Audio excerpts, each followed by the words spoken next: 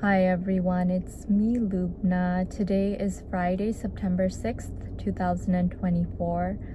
This video is dedicated to my beloved, and the topic of this video is going to be about being radically honest with oneself. So I recently started reading this book, The Road Less Traveled, A New Psychology of Love, Traditional Values, and Spiritual Growth by the psychiatrist M. Scott Peck, MD. And as I was reading this book, in the first few chapters, he was talking a lot about how we solve life's problems and about how the first step in solving one's problems is recognizing that one has a problem in the first place. And in order to recognize that one has a problem or has problems, it takes a lot of courage and honesty with oneself. So before I talk more about being honest with oneself, I wanted to go ahead and read a paragraph from this book that I read a couple of days ago. Here it goes. We cannot solve life's problems except by solving them. This statement may seem idiotically tautological or self-evident, yet it is seemingly beyond the comprehension of much of the human race. This is because we must accept responsibility for a problem before we can solve it. We cannot solve a problem by saying, "It's not my problem." We cannot solve a problem by hoping that someone else will solve it for us. I can solve a problem only when I say, "This is my problem, and it's up to me to solve it." But many, so many, seek to avoid the pain of their problems by saying to themselves, "This problem was caused me by other people or by social circumstances beyond my control, and therefore it is up to other people or society to solve this problem for me. It is not really my personal problem." So that is the paragraph from this book that I wanted to share. And I think that is a very important lesson for us all to learn, in that we need to recognize that we tend to blame our problems on other people or entities outside of us often. And this is particularly true when we are younger, especially when we're like teenagers. We think that we know better than our parents or better than the rest of society, and it's very common for teenagers to be rebellious by nature. And they're not able to be mature enough yet to see their limitations in the way that they think, and how there's so much more complicated things that they have to deal with in life, and they're not yet adults, so they don't realize that. But I think teenagers are a perfect example of not being able to recognize one's own problems. But as I was saying, as we get older, we need to start recognizing our problems in order to solve them and to live a more meaningful life, especially in adulthood. And he talks about this in relation to psychotherapy, as he is a psychoanalyst and psychiatrist. He talks about how the first step, which requires a lot of courage on the part of the patient, is to recognize that he or she has a problem and to make that or take that step to go to psychotherapy, to make an appointment, to try to dig deeper into what he or she might be going through, like on the inside, that might be causing that problem, and trying to fix it.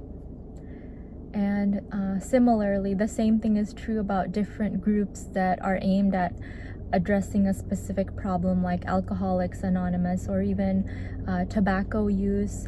I did a master's in public health, so I learned a lot about the different programs and methods that are used to address various problems, like health problems that a person might be dealing with, or even behavioral health problems. But anyway, the thing I'm trying to say here is that in order to solve our problems, we need to be honest with ourselves and admit that we have a problem and take responsibility for that problem.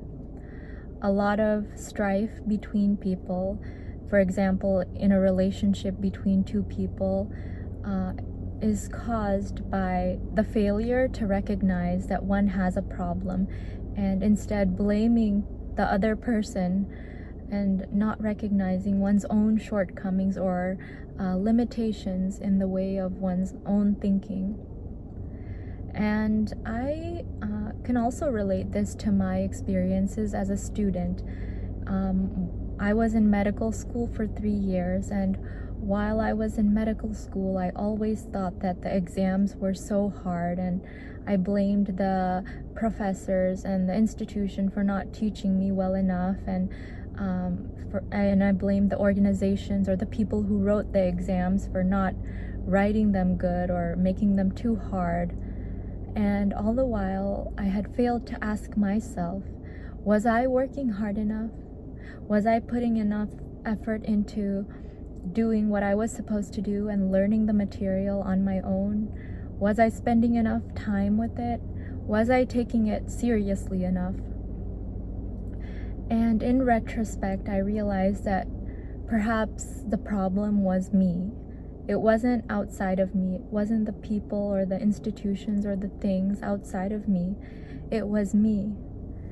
And now, looking back, I'm able to be honest with myself and correct myself so that moving forward in any other academic endeavor or other endeavor in any aspect of life, I will be honest with myself and take responsibility and know that I'm responsible for putting in the work and the time and the effort to become successful and to do better in my life.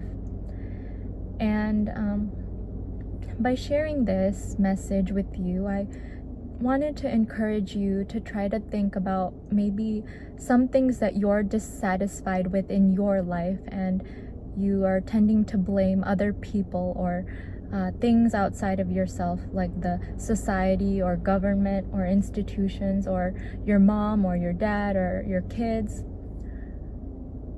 Perhaps the problem is not them, perhaps it's you. And I know that it might be a blow to your ego to recognize when the problem is you. But in the long run, it is much more beneficial and it leads to a much more truthful and love-filled and honest life in the long run. And that is how you achieve emotional maturity in a way. It's one of the things that leads to emotional maturity. That is something that I am working on now, and I'm going to continue working on until the day I die. So I hope that by watching my video, you are inspired to be honest with yourself today about your limitations and your weaknesses, and face them head on so that you can address them and make yourself better, make yourself a better person moving forward. Thank you so much for taking the time to listen to my video today, and I want to wish you a wonderful day, afternoon, evening, or whatever it is, wherever you are in the world.